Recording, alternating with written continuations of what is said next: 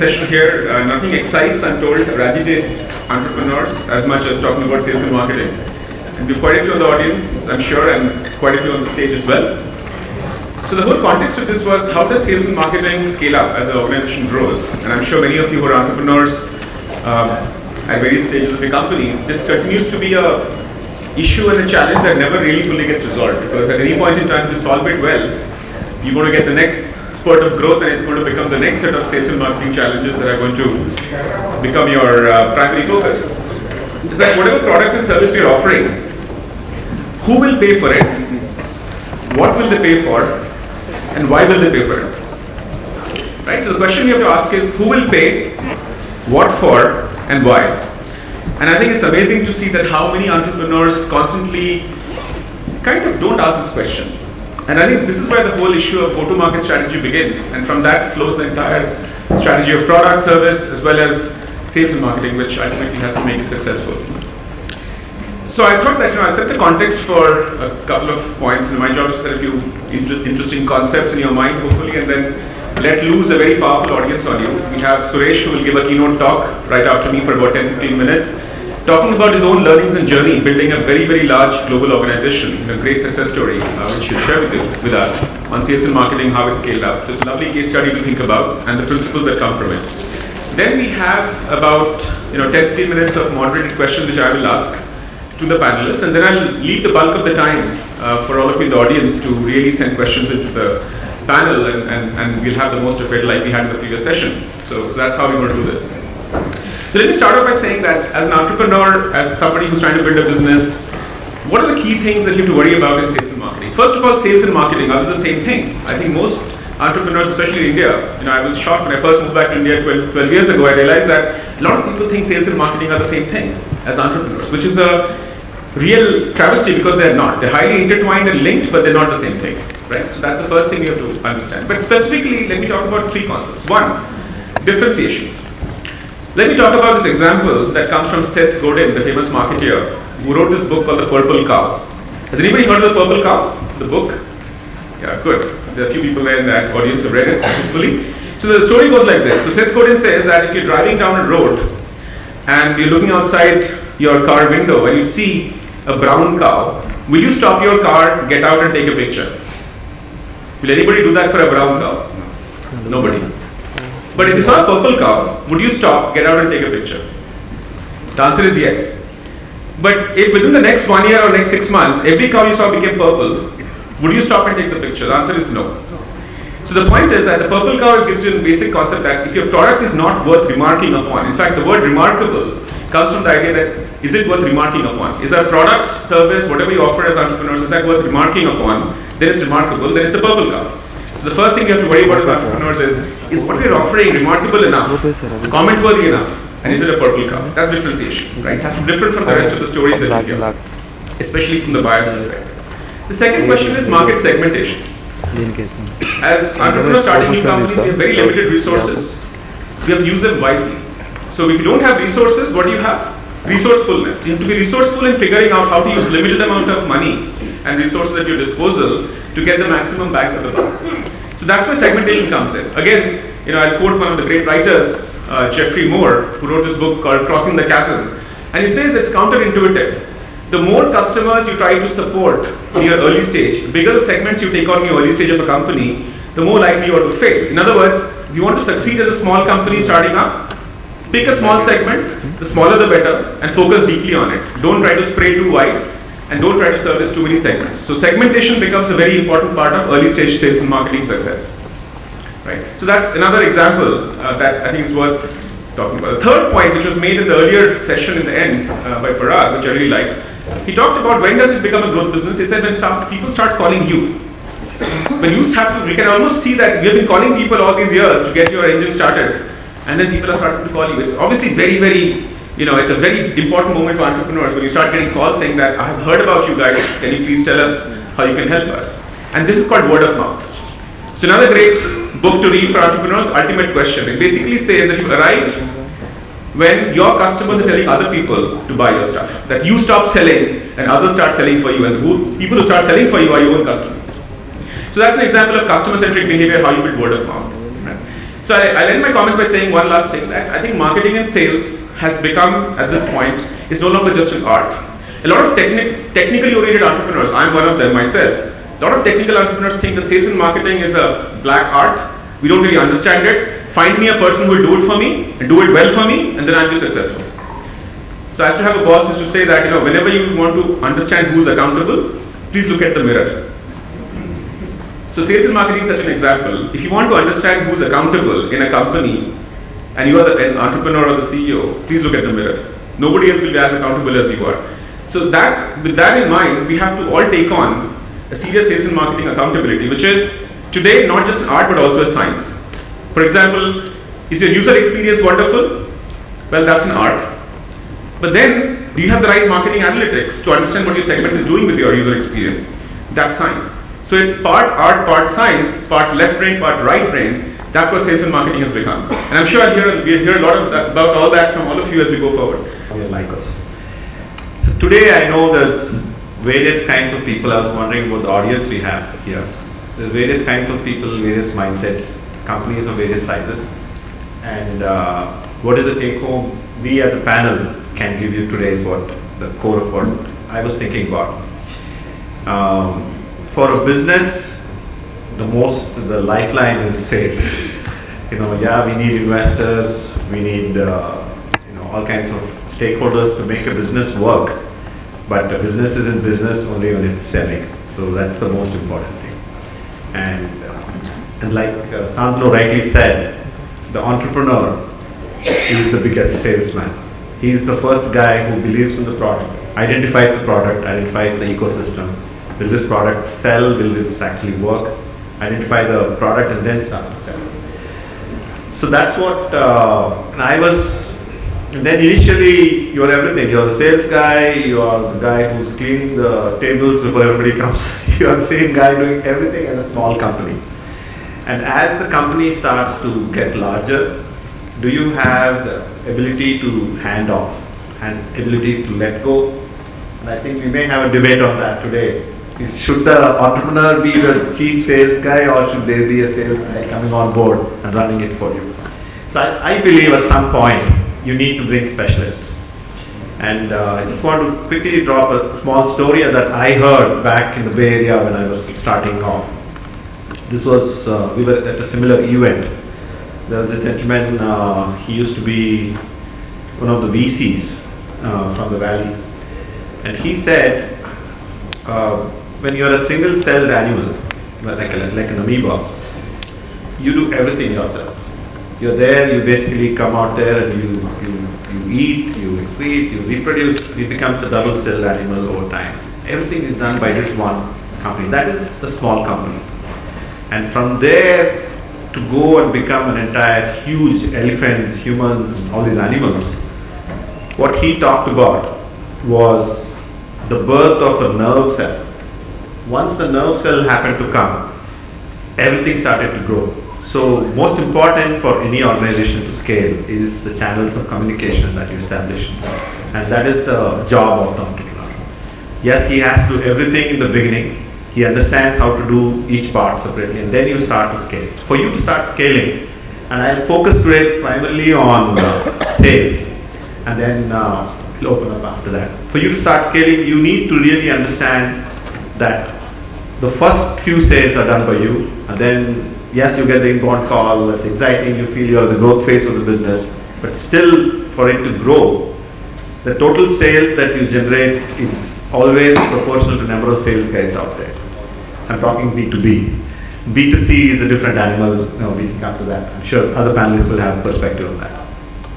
So with that, I'll just go forward. So this is more of the structure behind how to set up a sales team from going from a single cell, which is a small business, towards having an organized sales effort, which is what I learned. I'm sure you can find it on the internet, but I thought I'll put it up there for quick clarity. First thing is you need to be clear on what your product is. Does your product service somebody? Does it sell? How do you actually, you find out your target audience? And then of course, once you start to bring, when you're thinking of bringing a sales team, you need to start setting up goals for yourself. So this is where setting up a team comes in play. A lot of people say bring a top sales guy to come and set up a team. He cannot. Most cases, you have to be the first head of sales. You need to set that up. You need to bring a few people to come, and because you know the absolute reason why your product sells. So you have to set up a few people who report into you, and then you teach them what the product is all about. If your sales guy doesn't understand the product, forget it. He's not good. He's not going to sell. But he should have the ability to sell. So there are some traits of being a typical sales guy, and that you should look for. So that's what I was talking about. Look for a high energy, knowledgeable guy who's interested in learning and then going out there and who can sell, who has a very positive demeanor. People are only going to buy from somebody who's got energy. And here, I think to keep your costs low, in terms of being resourceful, try to get younger people, people who have a positive bent of mind at the same time who can come and quickly pick up what needs to be sold quickly and do that. And this is a very complex part of how do you set up incentives? How do you get the sales guys to be excited about what they're going to do? Do you give a base salary? Which was very hard for me when we started, when we were trying to build the business. Back in 2000, we were in the initial stage. We had a .com called USA Greetings, and we were trying to figure out a few services that we can sell. And there was a parallel effort, one towards raising funds, other towards running the business. So both of them had to be done parallelly. I met with Arjun Malhotra, founder of HCL, who happens to be a great advisor. I met him and he said, those were the times were not that great for investments to come. There were always there were these hot areas where people invest, and other areas people don't. And Arjun said, just focus on sales, Suresh. Right now the money in the market is not there. Which is, in my view, one of the best advices I got at that point. So I just went back and we just figured out how do we survive? Is there enough cash flow for us to survive? How do we take it to a point where we can actually start making money and cash flows and profits from that? So with that in mind, we were the initial sales guys. Me and my partner Vijay, we went out there and tried to sell. We got it to a point where we were able to find clients. We got about close to 100 odd clients across. We would go there, we would fly down.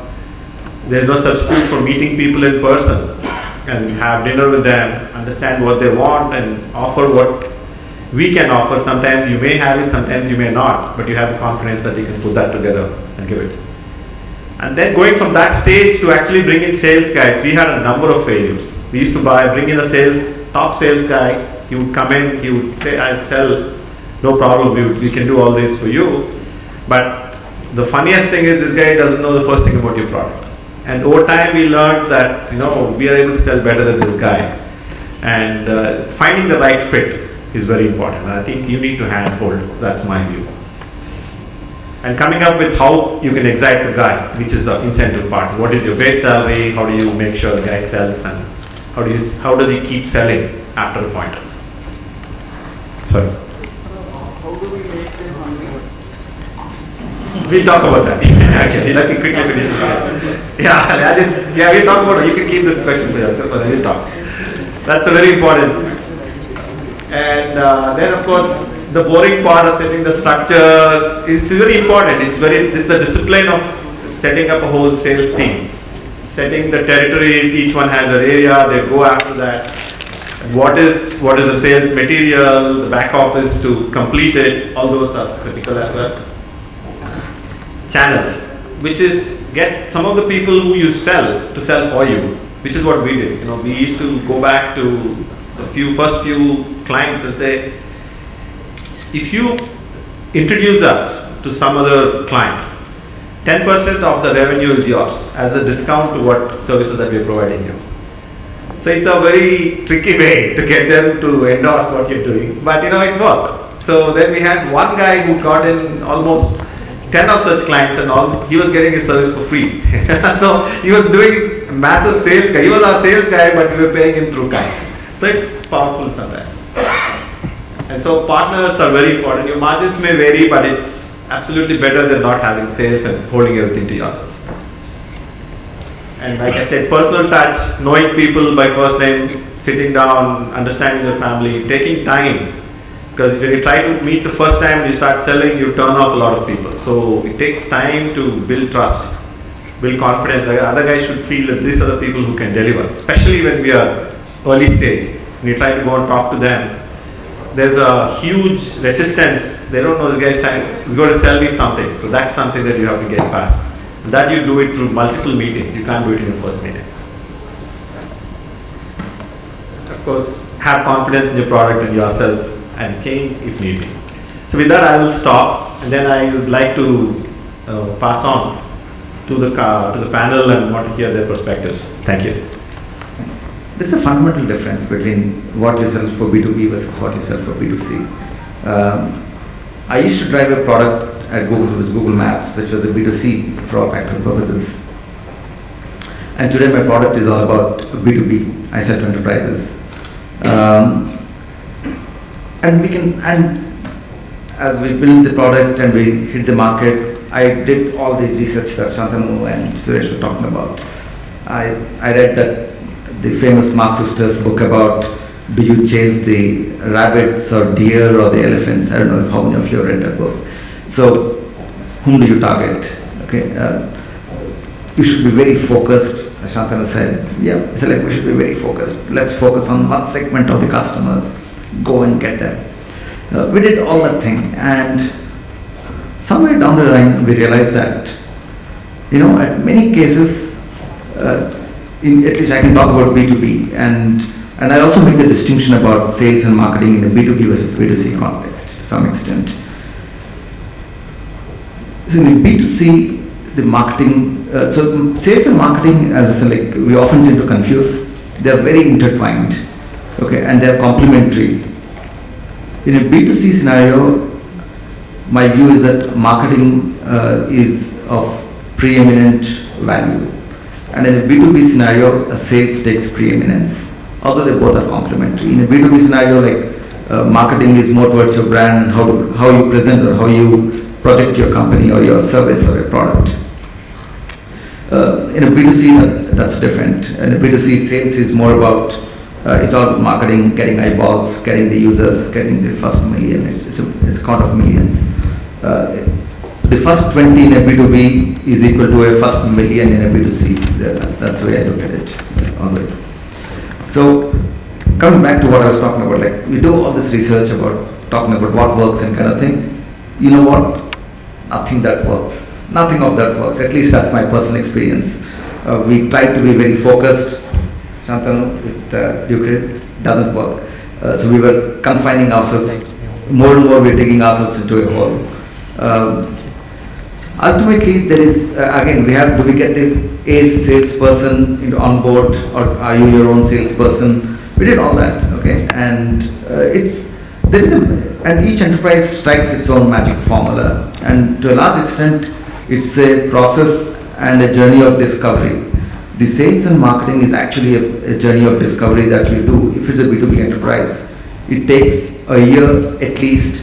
There are no shortcuts, and you'll falter, you'll fumble, you'll fall, and you'll pick up again.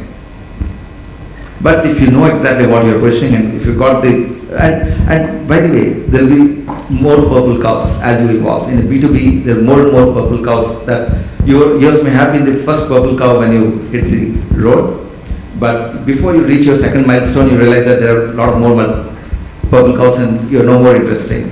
So you have to invent colors, and that's where your first purple cow value comes to the picture. Your first 20 clients are actually your partners, your sales and marketing collaborators. So you can have your own team, but your first 20 clients are your sales and marketing team. Their testimonials, what they say, how they endorse, what is the value that they see in your product, and how they are contributors to your product and in your evolution is critical for the success of sales and marketing. Just to give a bit of context on a bit of my experience, I work for a company called Intuit, and Intuit sells an accounting software called QuickBooks, right? And it's a global leader in the US that has a big market. And when I joined the company, I was asked to go out there and create QuickBooks market for India. in a market wherein when the child is born, if he's after mummy and papa, if he says TiE, he's an accountant, right? And that's a segment you go to and say, hey, can you use QuickBooks? And what do you tell them? I'm an American company, and we were on the SaaS, we were on the cloud. And we're saying, forget desktop, forget TiE, what you've learned for 25 years, start using QuickBooks. Trust me, it was a nightmare. And in fact, a lot of my senior executives said that most probably we may not even create a market in India. But here we are today. We have a decent market share. We are growing, 2-3x every year for the last 3 years, and hopefully, we should make an impact. Based on that, I want to share 3 sort of quick learnings that I had in India, and especially in this segment. The topic of this whole conversation is really about scaling up in sales and marketing. But you scale up really not because of just sales and marketing, but also product. And to really understand that you're scaling up, it's all about influencing. So are you influencing your customer to buy a product? Is your product good enough to create word of mouth? Is your marketing good enough to create or amplify that word of mouth? And is your sales good enough when you see the purple cow, someone going to go and sell either a photograph or something about the purple cow and make good money? So it's about all those 3 things. And I just can take an example of what we did into it. For us, the biggest influencers were chartered accountants. A small business, when they have to think about an accounting software, even if they decide on something, the first thing they have to do is go to the chartered accountant and say, should I use QuickBooks? So what we realized, the first and foremost thing is that we had to create a segment of influencers who can really go out and talk about a product, talk about the benefits of it. And that's true for every sort of market we go to. Even if you're B2C, you have to sort of identify who are those guys who will go out, who are the early adopters, if you may, who then use your software, talk about your software, because they have 10, 20 other people following them on Twitter or Facebook or LinkedIn, whatever. So you have to quickly identify who are the influencers, go narrow on them and get them to start using the product. So to scale, think about influencing. My second learning was pretty much what Shantanu said. Before you go broad, go narrow. In fact, uncomfortably narrow. And we do that not by using survey data, not by going out and getting data from outside, but doing experiments ourselves and really understanding about our customers and using those customer data to really go out and see who is the customer, which city, which part of the city, which type of industry, and where can I talk to him and when can I talk to him. You really, really have to go very, very narrow. To give you an example, we saw the CAs, as a good influencers, but we just can't go all out and say, and from day one get all the CAs to start using or talking about QuickBooks. So what did we do? We actually went out, we said, where are the pockets where the CAs are serving a particular type of industry, service industry or tech industry? Which cities are they in? In cities, which pockets of the cities are they in? In those pockets, where do they really get together? What type of conference do they attend? What type of literature do they read? What type of engagement can we have with them? And we went very narrow. So I was given the responsibility of going national, and here I was telling my MD to say, I'm sorry, we're not going national, but we are going hyper-local. In hyper-local, in only 10 pockets for the next 2 to 3 years. Because we realized that is where our influences were, that is where our doctors going to be. So we went very, very narrow, and we were ready to pump in money there, but not go broad. So you have to be very comfortable, and especially Shantanu, to your point, when you don't have too much resources, right? You have to go uncomfortably narrow. And the third piece of learning that we get was, something that's also the buzzword, but I think it's pretty much what it is, lean experiments. Before you decide where to really focus on, how do you know that? So it's very easy for me to say, focus on this particular person, but how do you decide to focus on that particular person, that particular category, that particular city? You have to do rapid experimentations. Your team has to be ready to say, these are the 3 things I'm going to test out in the next couple of weeks or months, whatever that is. Do the experimentation, and that's what it's all about, discovery. We discovered, we kept on discovering, we kept on getting the teams to, before we pump in huge amount of money, let's go discover, let's go learn, and use those learnings, not survey data, to build your case, to build your plan, and then again keep experimenting. You always have to be lean. So in the end, 3 learnings. First is, it's about word of mouth influencing. Second, before you go broad, go uncomfortably narrow, and third, to decide where to go narrow, do a lot of experiments. Good afternoon, ladies and gentlemen. I'm not an entrepreneur, but I've been part of an organization which kind of enters new businesses almost every day. And to us, it's been a fascinating journey. And the last 15-16 years of sales and marketing experience have taught me a couple of things. And today, I'm going to use some questions that Shantanu posed before coming here as trigger to sharing some thoughts with you. The first question that he asked was, is conventional sales and marketing dead or alive? Okay, so now I like it that he makes it look as if it's a matter of life and death. And I agree, it is a matter of life and death. Okay, and but what is conventional? Okay, so I was thinking about that. See, there are a lot of people, is it the thought or the action? And in the area of the thought, I don't think the fundamentals really change. And therefore, you may believe that convention still prevails. Okay, there are a lot of marketers who come, take over a brand, and then they want to do something new. What happens in the process is that over a period of time, the messaging changes. And I think that's the most detrimental thing that you can do to any brand. I think the most important thing to maintain is to ensure that you maintain consistency of the message. So therefore, from a thought perspective, convention really prevails. Where is it different? I think it is different in the act. Now channels, there are newer ways of reaching consumers.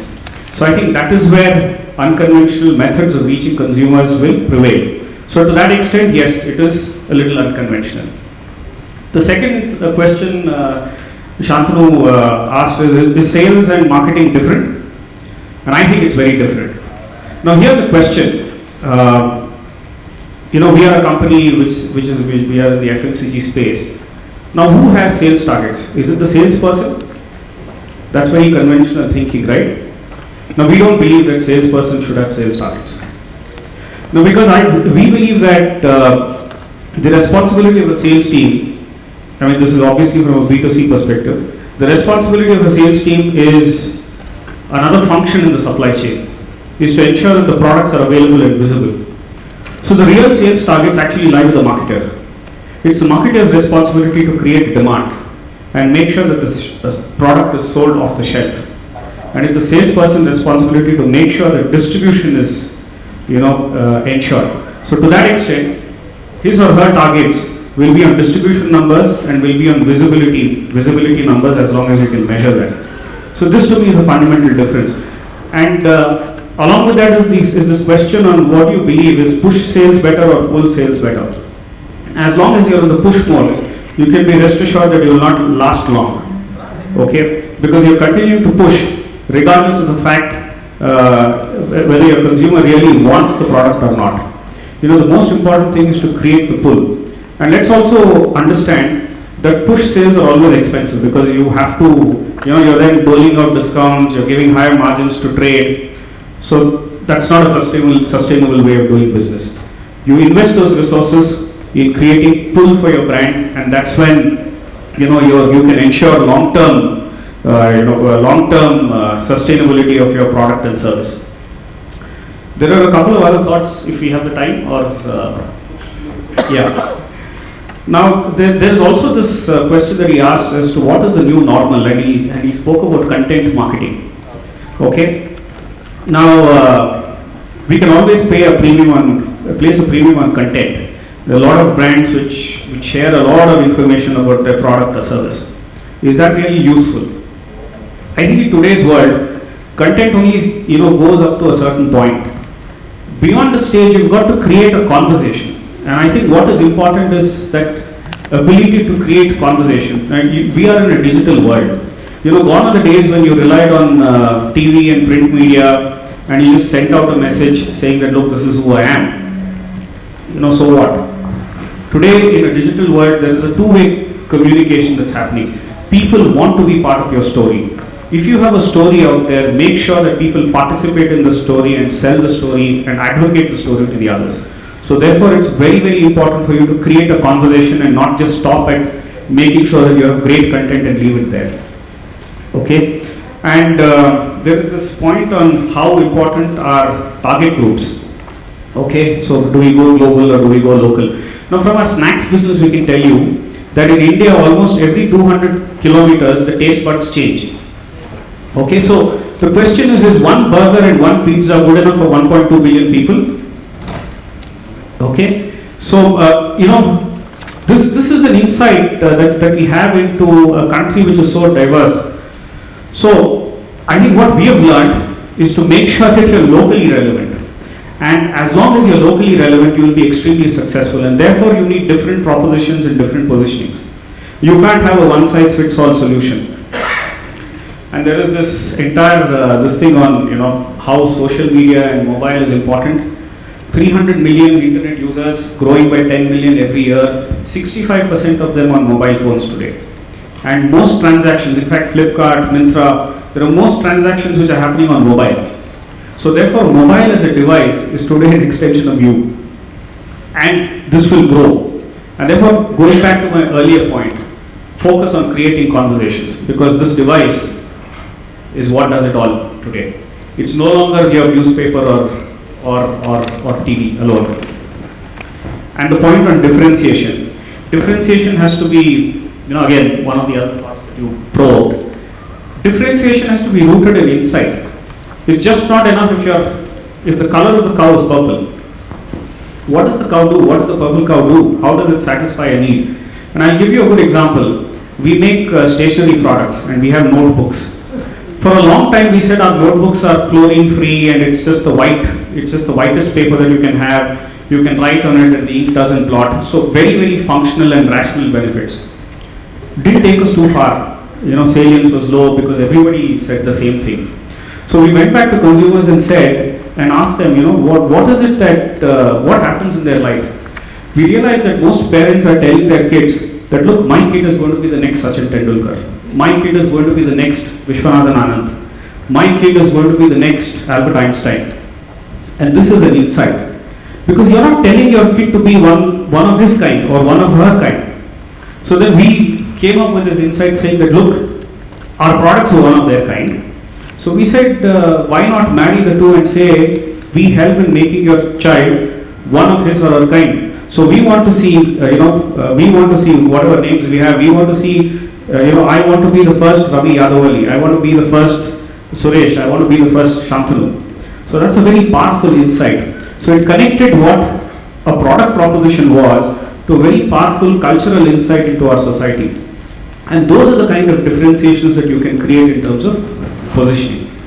I think, how do you build a brand? Because you've built a large organization. Is it working? Yeah, it's working. So tell us about maybe the brand orientation.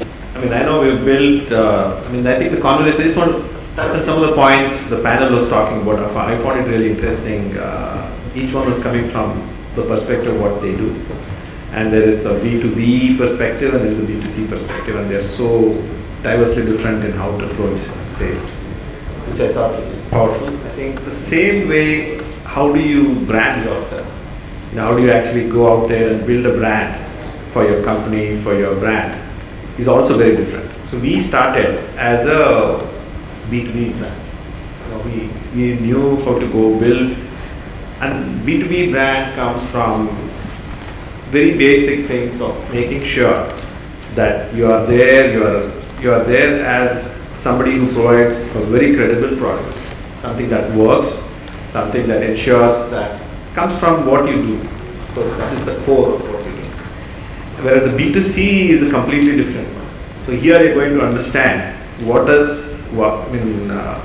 end consumer want. What does the child want with his papers? What does the child want from the books he's buying? And then you try to get into his mind and then try to see where is the slot that we can slide, which is what I'm learning now. I am not an expert on doing the second part. As we have taken up Lycos as a name, we are trying to understand how do we position ourselves as a brand. And I think the core there is when somebody closes their eyes and thinks about your brand, what comes to their mind? And if you are clear on that, and if you can articulate that in every message without explicitly making the point, you can say, I make exciting products. And you don't have to say excitement, it's too in your face. As opposed to you start doing things, you start building pieces around it, which will make people think that this is an exciting. So it has to be subtle at the same time. It has to go and occupy. space that we learn. These are a few thoughts I have.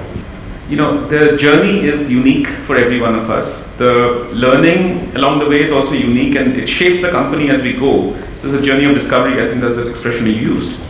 So it's all unique to us. And built into that learning process and failing and fumbling is the fact that we have to take bets. We take bets, we know the bets can fail, and then sometimes we succeed. More often than not, we actually fail, and we recover and we keep going, right?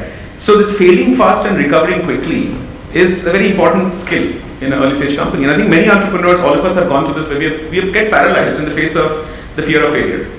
So let's talk about that for a minute. I mean, what do you think? Failing fast, how did you figure it out? That there's no choice but to experiment, lose a bunch of bets, recover and keep going. So any stories you can tell about that? I think I can talk about that a little bit, given I spent a lot of years at Google, which is perhaps, in my experience, one of the best examples of failing and succeeding, Reshna. For all the success stories that you hear about Google, okay, for every one success story, there are at least 9 failed stories of Google as well, which you don't hear of. And I think that's what Google taught me, at least, and the way I run the enterprise. And I think that's something a lot of companies can take on from. It's very important. You have to throw 10 darts. Only one of them works, and that's the reality, actually. And you have to keep on innovating. So keep on throwing the darts, keep on innovating, and you never know which one works ultimately. And I think that's something that's very, very critical. It's a very interesting point, Shantanu, what you made, is that how do we do that? Even the same thing applies for sales and marketing as well. You have to apply, and that's as like what Ravi said. You have to keep on positioning yourself again and again in a different way. As I said, purple cows again, okay. How do I keep on putting dots on the purple cow so that it still continues to be different? And I think that's the key. I think you don't need to look far, at least in my case. Google gives a very, very good example of how you have to keep on failing and reinventing yourself. So I'll give you 2 examples. The first example is, I'm just going to take it about Intuit itself, is we actually launched 2 products in the India market, both of them failed completely. We put a lot of effort, but we never gave up. We took the learnings of how to do business in India, how to target the SMEs, how to go after them. 2 failed product launches in India. Third one, I think it's facing success. The second piece is more tactical. As an example, I'm going to talk about marketing itself. What we do, when we spoke to the accountants, the first time we spoke to the accountant said no. We went back, tweeted our pitch to them, went back to them. Again, no. Again, we went down. Again, we back to the drawing board. Again, we sort of tweaked with our pitch, went back. Out of 10, 2 people said, okay, I'm interested. Fine, oh, they're interested, but why are they interested? Out of the pitches that I've given them, why did he choose this particular pitch, and why is he okay with that? And we realized something from there. So we took that learning, we went did another experiment and said, okay, is this pitch working? Is this why it's working? We saw out of, instead of 2, we got 2.5 success. So we built this whole business with experimentations. We didn't see failures as let's give up. We saw failures as learnings. We quickly went back and took those learnings and applied for the next experiments till the time we started seeing some steady flow, and more importantly, an understanding of what's really working. Because what happens is, we fail, we don't even know why we failed. We succeeded, we don't even know why we succeeded. But sometimes when we're successful, we don't step back and say, guys, let's really understand why we're successful. But when we fail, I think so that gives us an opportunity to step back and say, guys, why we failed. And to all this, what is very fundamental, and I think in all the entrepreneurs who are here, is about the culture that you as leaders will put into the company. Because if you don't celebrate failure, if you don't tell your guy who's going on an experiment and say it's absolutely okay to fail, he will never want to fail. He will not take the risks. He will not want to share why he failed. He will only try to tell you, 10 reasons why he will succeed. So I think it's about culture, also from your guys, and also it's about the ability to learn from what we failed. For us, I don't know how many of you know, we started off our stationery business through greeting cards. It's the lifestyle, Bill's lifestyle. The stationery business. We started off through greeting cards, and you must always know when to pull the plug. And with the advent of digital technology, obviously this is not a growing industry. So we had everything of the stationery business, nicely plonked on the greeting cards portfolio.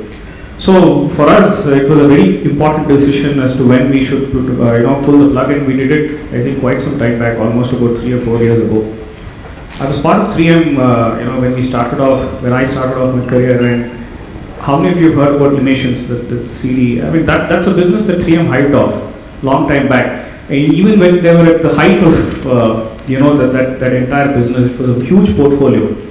Again, it depends on, what is core to your business, and therefore you see whether that business is going to, help you retain profits or grow profits in the long run. If it doesn't, you just pull the plug, and that's it, and without any emotion. I can tell you all day long. All I have done is wait in 20 seconds. No, I think you summarize it beautifully. It's you should be having the courage to go fail consistently, and then you will find one beautiful insight that's enough for you to survive, to build to a certain size, and then start experimenting on the next expansion plan. And it's very, very critical. One underlying fact I'd like to say, B2C or B2B, whatever it is, fail fast. That's it. So iterate fast and fail fast. Speed is everything. It's actually there from, I forget the author, but there's a book called Adapt, one of the strategy books. It says that, take bets, make the experiments quickly, do the thing, fail fast, just ensure that the failure will not kill the company. Ensure that and then take the bet. That's the only caveat you have to maintain, that failure should not cost you the company itself. You need to have that one which works as well, right? Yeah. I was saying those Keep making, yeah. You need to get the one which works. And the only way you get it is do it fast enough. So, the reason I'm spending some time on this particular topic is because entrepreneurs, I find, especially, we struggle with this fear of failure, and I think now we've all reconciled with the idea that failure is more the norm than not, and through these failures will come some success. In fact, I'll make one summary. I think Churchill was asked this question: can you define success? And he said something very interesting. He said success means going from failure to failure without losing your enthusiasm. Right? And I think entrepreneurs want enthusiasm, right? Okay. All right. Let's open to the audience. I have questions. We'll meet them. Yes, please. Already 4 or 5 hands are up. Who has the mic control? The owner of the mic gets the question. Why did you decide to retain Lycos when Vibrant Digital was such a powerful brand from a branding perspective? Sure. Thank you. Second one I can answer much easier. No, the first part is I think you should stick to your core depending upon what your strength is. If your strength is sourcing and putting together all the jewelry that you are doing, and your expertise on the digital marketing side is not as strong as doing the other part, then you should stick to this and find somebody who can do that better. But there are companies who have the other side, who are really good on understanding how to go out there, how to get the product out there. But so they become more of a marketing group connected to the jewelry business. So that's a call that you have to figure out. And if you're asking the question, I think you should outsource it, and we are happy to help you. So little sales pitch there for you. So that's number one. Second is I'm still having butterflies in my stomach about the brand change that we made. I'll be honest with you. Moving from Vibrant as that's something that we built from scratch for years, about 15 years of the same name. And to make that call, to go call it Lycos, I still have parts of my business, parts of my company who say it's a mistake. But end of the day, you make a call, you have to make it right. There's no mistake, there's no right or wrong. You have to go out there and make it work, which is what we are doing right now. The core thinking, to answer your question, is we believe, I know there's discussion about mobile is an extension of your body. And I think that's also going to change. I think my view of what's happening to the internet is so far we've been going from device to device to device, learning different devices to access internet. I believe soon internet will follow us and try to understand what we do, and then you just have to have some little button or something to identify yourself to the internet, and then internet starts to work around you. So we feel that's a huge area that's coming up. And we believe we have the core strength of going after that market. And this name change gives us a larger scope for us to go after that, because Vibrant is known as the digital marketing house. and Lycos has got a larger brand reach, so we took that call.